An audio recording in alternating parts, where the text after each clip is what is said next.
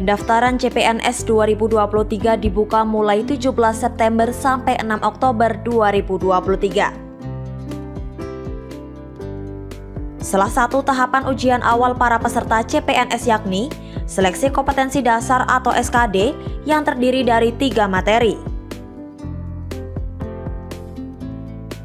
Materi itu ada tes wawasan kebangsaan atau TWK, tes intelijensia umum atau TIU, dan tes karakteristik pribadi atau TKP. TWK merupakan tes berupa soal-soal yang berkaitan dengan pengetahuan umum soal kebangsaan. Soal TWK berjumlah 30 dengan beberapa poin yang diajukan. Berikut poin tersebut. Poin pertama, yakni nasionalisme. Peserta harus mampu mewujudkan kepentingan nasional melalui cita-cita dan tujuan yang sama dengan tetap mempertahankan identitas nasional.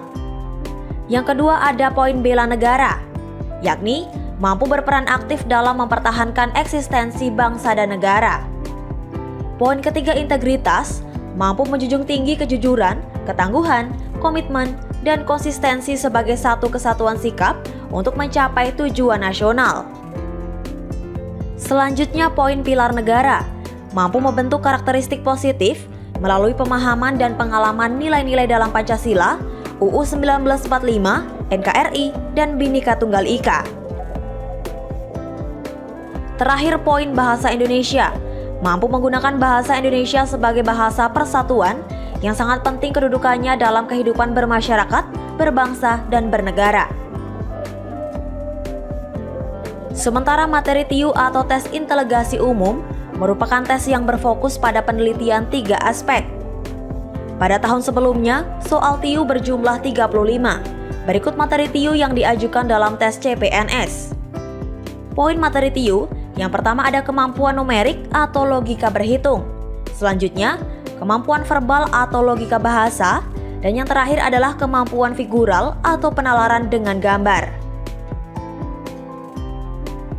Terakhir, materi TKP atau tes karakteristik pribadi.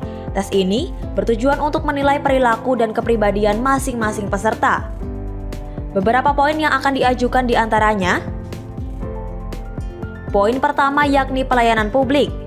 Mampu menampilkan perilaku keramah tamahan dalam bekerja yang efektif agar bisa memenuhi kebutuhan dan kepuasan orang lain sesuai dengan tugas dan wewenang yang dimiliki.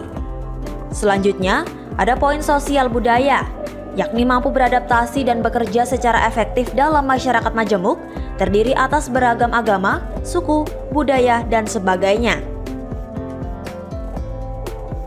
Poin ketiga ada teknologi informasi dan komunikasi, yakni peserta harus mampu memanfaatkan teknologi informasi secara efektif untuk meningkatkan kinerja.